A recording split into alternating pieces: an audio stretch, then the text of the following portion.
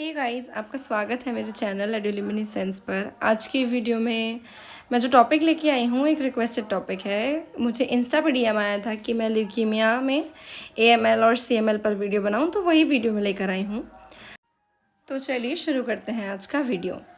Leukaemia, पहले इस word को तोड़कर देखो। Leuco plus ईमिया। ल्यूको मतलब होता है वाइट ब्लड सेल्स का, जो ल्यूको शब्द है ना, ल्यूकोसाइट्स का, वो ल्यूको। और ईमिया यानी कि ब्लड, यानी कि ब्लड के अंदर बहुत सारी WBCs, सिंपल शब्दों में से समझ सकते हो। तो ल्यूकीमिया एक तरीके का मैलिग्नेंट डिसऑर्डर है, जो कि कहाँ से स्टार्ट होता है। वो स्टार्ट होता है हीमोपोएटिक स्टेम सेल्स से। अब इसके अंदर होता क्या है, जो आमतौर पे हीमोपोएटिक स्टेम सेल्स होती हैं वो हमारे ब्लड की अलग अलग सेल्स बनाती है, जैसे कि RBC, WBC और प्लेटलेट्स। तो अगर ऐसा हो कभी कि ये हीमोपोएटिक स्टेम सेल्स अचानक से अपना काम बहुत ज़्यादा बढ़ा दें, तो हमारे बॉडी के अंदर इमेच्योर या मैच्योर कोई भी टाइप की ब्लड सेल्स बहुत एक्स्ट्रा बनने लगेंगी, लेकिन वो प्रॉपर वे में नहीं बनेंगी। तो उन्हीं के एक्स्ट्रा बनने की जो कहानी है, एक्स्ट्रा बनने का जो डिसऑर्डर है, उसे हम कहते हैं ल्यूकीमिया। बुकिश लैंग्वेज की बात कर लो तो क्या लिखा है, leukaemias are malignant disorders of hemopoietic stem cell compartments characteristically associated with increased number of white cells in the bone marrow or peripheral blood। मतलब यही है कि यहाँ पर ना हीमोपोएटिक स्टेम सेल्स की ओवर एक्टिविटी की वजह से ब्लड के अंदर बहुत ज़्यादा ब्लड सेल्स बढ़ जाती हैं, और जिनमें कि कौन सी मेनली बढ़ती हैं, वाइट ब्लड सेल्स बढ़ती हैं। ठीक है, तो इसलिए इसका नाम हो गया ल्यूकीमिया। अब ल्यूकीमिया के रिस्क फैक्टर्स समझो। पहले रिस्क फैक्टर्स की बात कर लूँ तो आयनाइजेशन रेडिएशन, आयनाइजिंग रेडिएशन है ना। आयनाइजिंग रेडिएशन मतलब अगर कोई व्यक्ति बार बार रेडिएशन के कांटेक्ट में आता है तो ये चांसेस हैं कि उसे ये प्रॉब्लम हो जाए। अब बात ये आती है कि हम किस रेडिएशन की बात कर रहे हैं। तो हम यहाँ पर बात कर रहे हैं अलग अलग रेडिएशन। जैसे कि ऐसा हो सकता है कि कोई व्यक्ति किसी तरीके के रिएक्टर में काम करता है, वहाँ के रेडिएशन में है, या फिर ऐसा भी हो सकता है कि कोई व्यक्ति बार बार एक्सरे के कांटेक्ट में आता है, तो उसके बॉडी में भी ये देखने को मिल सकता है। नेक्स्ट आता है साइटोटॉक्सिक ड्रग्स। साइटोटॉक्सिक ड्रग्स जैसे कि कुछ एल्काइलेटिंग एजेंट्स है ना, वो रिस्पॉन्सिबल हो सकते हैं इसके लिए। फिर नेक्स्ट आता है बेंजीन एक्सपोजर। इसी में हम लिख सकते हैं बेंजीन का एक्सपोजर अगर किसी को है बहुत ज़्यादा, तो चांसेस हैं उनको ये प्रॉब्लम होने के। फिर नेक्स्ट आता है रेट्रोवायरस। जी हाँ, रेट्रोवायरस का अगर बॉडी पर इन्फेक्शन है तो उसमें भी आगे चल के ये चांसेस हैं कि पेशेंट को ल्यूकीमिया हो जाए। फिर नेक्स्ट आती है जेनेटिक फैक्टर्स। जेनेटिक फैक्टर्स में ऐसा पॉसिबल है कि अगर किसी को कोई स्पेसिफिक जीन में प्रॉब्लम है तो ल्यूकीमिया के चांसेस बढ़ जाते हैं। और दूसरी चीज़, डाउन सिंड्रोम के जो पेशेंट होते हैं उनमें भी अक्सर ल्यूकीमिया देखा गया है। फिर लास्ट आता है इम्यूनोलॉजिकल फैक्टर। इम्यूनोलॉजिकल फैक्टर्स की बात कर लूँ तो कुछ स्पेसिफिक इम्यूनोलॉजिक स्टेट्स जैसे कि हाइपो गामा ग्लोबिनईमिया, इस तरीके की जो भी स्टेट है, इसके अंदर भी चांसेस हैं ल्यूकीमिया होने के। अब चलो, ये तो थे रिस्क फैक्टर्स। देखो, कोशिश करना बातों को ध्यान से सुनो, क्योंकि कई चीज़ें मैंने यहाँ पर लिखी नहीं है लेकिन मैं बोलूँगी। ओके, अब बात कर लेते हैं टाइप्स ऑफ ल्यूकीमिया। अब टाइप्स होते हैं चार टाइप्स में पहला होता है ALL, अक्यूट लिम्फोब्लास्टिक ल्यूकीमिया। अगला होता है अक्यूट माइलॉइड ल्यूकीमिया। तीसरा होता है क्रोनिक लिम्फोसाइटिक ल्यूकीमिया CLL, और लास्ट होता है क्रोनिक माइलॉइड ल्यूकीमिया। तो ये जितने भी ल्यूकीमिया दिख रहे हैं, इनके नाम में कुछ समझ नहीं आया तो चलो पहले मैं तुमको डिटेल में समझाती हूँ कि ये नाम कैसे बने और इनका अर्थ क्या है। तो देखो यहाँ ये जो सबसे ऊपर दिख रही है, इसे हम कहते हैं प्लूरिपोटेंट हीमोपोएटिक स्टेम सेल। ये वो सेल होती है हमारे बोन मैरो के अंदर जो कि अलग अलग ब्लड सेल्स को जन्म देती है। तो ये कन्वर्ट होती है CFU और लिम्फॉइड स्टेम सेल में। अब CFU क्या है, कॉलोनी फॉर्मिंग सेल यूनिट है ये। कॉलोनी फॉर्मिंग यूनिट के अंदर क्या होता है, फर्दर 3 अलग अलग तरीके की यूनिट्स बनती हैं, है ना। एक होती है एरिथ्रोसाइटिक, एक होती है मेगा कैरियोसाइट, और जो लास्ट वाली GM दिख रही है ये होती है ग्रेन्युलोसाइट के साथ मोनोसाइट, GM, ठीक है। तो जो एरिथ्रोसाइटिक होती है वो RBC बनाती है, जो मेगा कैरियोसाइट्स होती हैं वो प्लेटलेट्स बनाती हैं, और जो GM होती हैं वो माइलोब्लास्ट और मोनोब्लास्ट बना करके finally different kind of granulocytes जैसे कि इओसिनोफिल, बेसोफिल, न्यूट्रोफिल वगैरह वगैरह बनाती हैं, और मोनोब्लास्ट जो होती है वो मोनोसाइट बनाती है। अब इतना क्या, इसका क्या रोल, इसका ये रोल है कि अगर किसी पेशेंट को ये जितना मैंने बताया, ये CFU वाला पोर्शन इतना, अगर इसमें किसी तरीके का ब्लड कैंसर प्रोड्यूस होता है तो इसे हम कहते हैं माइलॉइड, ओके। क्योंकि यहाँ पे दिख रहा है ना माइलोब्लास्ट है ना, तो यहाँ पर क्या होता है, माइलॉइड वाला केस कहलाता है, यानी कि ML, CML या AML, ठीक है। और नेक्स्ट है लिम्फॉइड स्टेम सेल। अगर किसी के बॉडी में लिम्फॉइड स्टेम सेल्स बहुत ज़्यादा बढ़ जाती हैं तो लिम्फोब्लास्ट बढ़ जाएंगे, ठीक है। तो उस वजह से किसकी तादाद बढ़ेगी, लिम्फोसाइट्स की, बट हाँ वो नॉर्मल लिम्फोसाइट्स नहीं होती है। तो इस केस को हम कहेंगे LL, CLL या ALL, ऑलराइट। अब क्योंकि ये है पार्ट 1 वीडियो तो इसमें समझ लो अक्यूट ल्यूकीमिया क्या होता है। अक्यूट यानी जो एकदम से हो गया हो बहुत ज़्यादा, तो उसको हम कहते हैं अक्यूट। क्रॉनिक यानी जो प्रोग्रेसिव वे में देखने को मिलता है, धीरे धीरे धीरे करके बढ़ता है। अक्यूट ल्यूकीमिया की बात कर रहे हैं तो यहाँ पे AML और ALL दोनों साथ में ही डिस्कस कर लेंगे, ठीक है।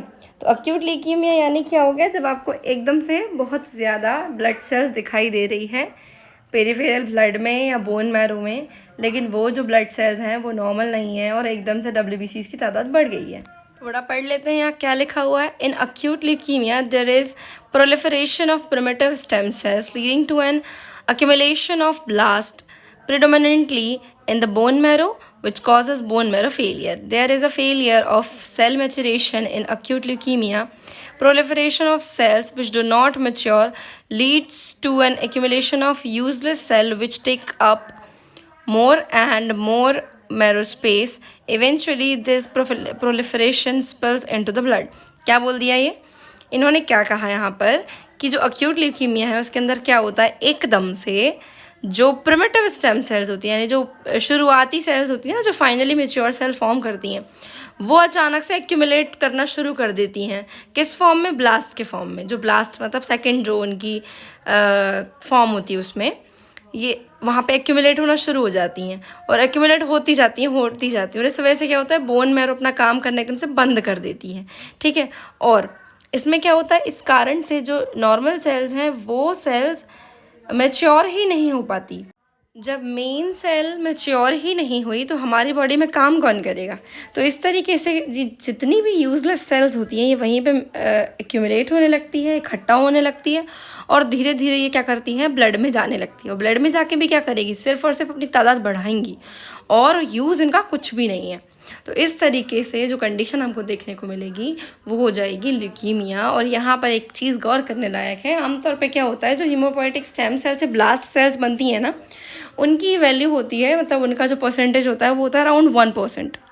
लेकिन अगर इस तरीके की कंडीशन देखने को मिले तो वहाँ पे ब्लास्ट सेल की वैल्यू यानी कि ब्लास्ट सेल का परसेंटेज हो सकता है more than 20%।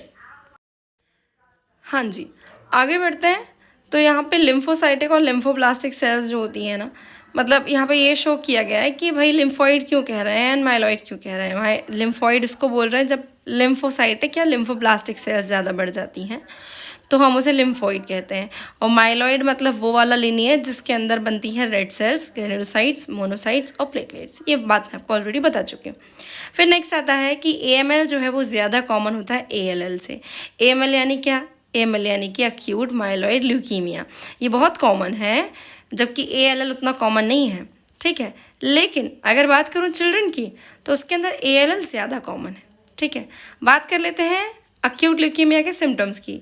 Bleeding from gums, bone pen, fever, frequent infections, frequent nose bleeds, swollen lymph nodes, pail skin, weakness, fatigue, इस तरीके के कुछ सिम्टम्स। अब ये जितने भी सिम्टम्स हैं ना, एक दूसरे से रिलेट करते हैं। देखो कैसे, बॉडी में ब्लड सेल्स की कमी है, हम बात कर रहे हैं AML की या ALL की, दोनों ही अक्यूट की बात हो रही है ना। तो अगर मान लो आपको किसी भी तरीके का ल्यूकोसाइटिक ल्यूकीमिया है, जिसमें कि आपकी लिम्फोसाइट्स नहीं है, तो क्या होगा, इजीली हमारी बॉडी में इन्फेक्शंस आ जाएंगे, क्योंकि लिम्फोसाइट्स ही नहीं है उनसे बचाने वाली। तो भैया फीवर और उससे रिलेटेड जितने भी चीज़ें हैं आपको देखने को मिल सकती है। फिर इसके बाद में है एनीमिया हो सकता है, क्योंकि अगर मान लो AML का केस है, माइलॉइड का, तो वहाँ पे RBCs नहीं बनेगी। RBCs नहीं बनेगी तो चांसेस हैं कि बहुत ही आपका जो पेशेंट है वो वीक हो जाएगा ड्यू टू एनीमिया। अगली एक और चीज़ है, अगर प्लेटलेट्स नहीं बनेंगी तो ब्लीडिंग के चांसेस हैं, गम से ब्लीडिंग हो सकती है, नोज से ब्लीडिंग हो सकती है, और वो ब्लीडिंग बंद नहीं होगी क्योंकि प्लेटलेट्स ही नहीं है बॉडी में। अगला आता है इन्वेस्टिगेशन। भाई हम कैसे इन्वेस्टिगेट करें कि किसी पेशेंट को ल्यूकीमिया है। इसके लिए कुछ चीज़ें हैं, जैसे कि सबसे पहले ब्लड एग्जामिनेशन, जिसमें क्या होगा कि आपको लगेगा कि आपको ये पता चलेगा कि पेशेंट जो है उसको एनीमिया है ना, या फिर उसका MCV इंक्रीज़ हो जाएगा। MCV का मतलब है मीन कार्पेसिडर वॉल्यूम, यानी जो स्पेसिफिक वॉल्यूम होता है RBC का, जो कि शेप डिसाइड करता है। और नेक्स्ट चीज़ आती है ल्यूकोसाइट काउंट जो है वो बहुत कम भी हो सकता है, इतना कम या फिर उससे बहुत ज़्यादा, यहाँ तक आ सकता है, ठीक है। बाकी कॉमनली 100 × 10⁹ पर लीटर इतना तो होता ही है। थ्रोम्बोसाइटोपेनिया देखने को मिल सकता है। Appearance of blast cell in the blood film में हमें ब्लास्ट सेल्स देखने को मिल सकती है। नेक्स्ट आता है कि बोन मैरो इज़ हाइपरसेलुलर, यानी कि बोन मैरो के अंदर बहुत ज़्यादा सेल्स होंगी, उतनी जितनी कि इसमें आमतौर पे होती भी नहीं है। और लास्ट है ब्लास्ट सेल्स जो है वो 20% से ज़्यादा हो जाएंगी, जो कि मैं पहले ही बता चुकी हूँ। नेक्स्ट आता है प्रेजेंस ऑफ और रॉड्स इन साइटोप्लाज्म, यानी कि क्या होता है, जो माइलॉइड वाला केस है AML, उसके अंदर आपको इस तरीके की रॉड्स दिखेगी। ये जो रॉड्स होती है ये हॉलमार्क होती है माइलॉइड ल्यूकीमिया की, यानी कि माइलॉइड ल्यूकीमिया में आपको इस तरीके की रॉड्स दिखाई देगी, लिम्फॉइड में नहीं दिखाई देगी। और ये जो रॉड्स होती है ये कुछ स्पेसिफिक एंजाइम्स की रॉड्स होती है, जो कि सिर्फ माइलॉइड सेल्स में पाए जाते हैं, ठीक है। आगे हम बात कर लेते हैं management of acute leukaemia. Acute leukaemia का हम 3 तरीके से मैनेजमेंट कर सकते हैं। सबसे पहले हमको पता होना चाहिए कि हम स्पेसिफिक थेरेपी क्या दे रहे हैं, जो कि सेल्स को मारने के काम में आ रही है। और दूसरी है सपोर्टिव थेरेपी, तीसरी है bone marrow transplantation. Specific therapy, इसके अंदर हम क्या करते हैं, जो ट्यूमर है उसको डिस्ट्रॉय करते हैं। यहाँ पर आपको इसकी 3 फेज़ देखने को मिलेगी। सबसे पहली रिमीशन इंडक्शन, फिर रिमीशन कंसोलिडेशन, और फिर रिमीशन मेंटेनेंस। पहली फेज़ में क्या होगा, जो बल्क ट्यूमर है वो डिस्ट्रॉय किया जाएगा कॉम्बिनेशन ऑफ कीमोथेरेपी से, अलग अलग ड्रग्स का इस्तेमाल करके, जैसे कि विनक्रिस्टन, प्रेडनिसोलोन, डोनोरोबिसन और साइटराबिन।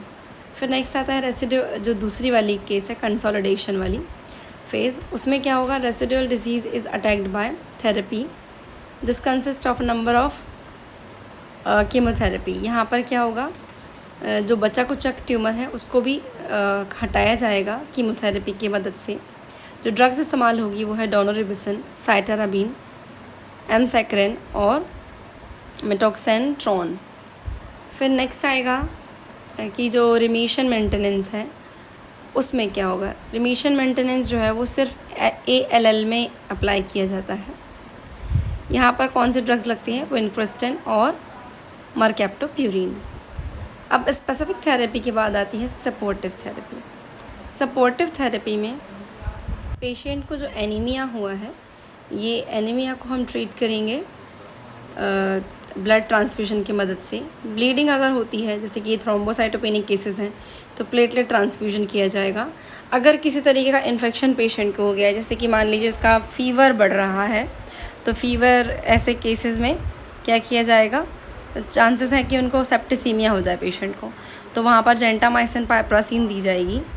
ऐसे पेशेंट्स जिनको ल्यूकीमिया है, चांसेस होते हैं कि उनमें निमोनिया हो जाए, क्योंकि उनको ज़ीरोवेसी का जो इन्फेक्शन है वो बहुत जल्दी हो जाता है, तो कोट्रिमॉक्साजोल दिया जाता है।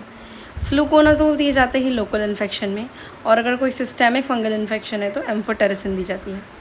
मेटाबॉलिक प्रॉब्लम्स को ठीक करने के लिए हम आमतौर पे एलोप्यूरिनॉल रख देते हैं, और साथ ही साथ क्योंकि डिहाइड्रेशन हो सकता है पेशेंट को, तो इंट्रावीनस हाइड्रेशन मेंटेन करने के लिए इंट्रावीनसली हाइड्रेशन के लिए इलेक्ट्रोलाइट्स दिए जाते हैं।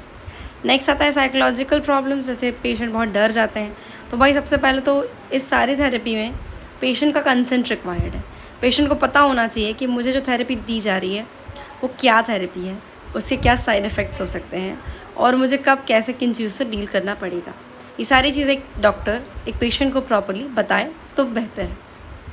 लास्ट है बोन मैरो ट्रांसप्लांटेशन, यानी कि ज़रूरत पड़ने पर बोन मैरो का ट्रांसप्लांटेशन भी किया जा सकता है। बोन मैरो ट्रांसप्लांटेशन एकदम लास्ट का बचा हुआ ऑप्शन होता है, जिसमें कि किसी दूसरे व्यक्ति से बोन मैरो लिया जाता है जिनका सेम जेनेटिक्स हो, तो और ये बोन मैरो ट्रांसप्लांट किया जाता है पेशेंट के अंदर। तो इस तरीके से आज की वीडियो होती है ख़त्म। यहाँ पर बात की मैंने एक्यूट ल्यूकीमिया की। नेक्स्ट वीडियो में मैं बात करूँगी क्रोनिक ल्यूकीमिया की। अगर वीडियो पसंद आई हो तो लाइक कर देना, शेयर कर देना, और चैनल सब्सक्राइब नहीं किया हो तो सब्सक्राइब कर देना। कुछ दिन अभी वीडियोस ऐसे ही चलेंगी। आई होप, मैं ट्राई करती हूँ कि मैं जल्द ही अपने पहले वाले तरीके पर लौटूंगी, पर तब तक के लिए मुझे वीडियोस तो बनानी है। प्लीज़ सपोर्ट कीजिएगा। Thanks for watching.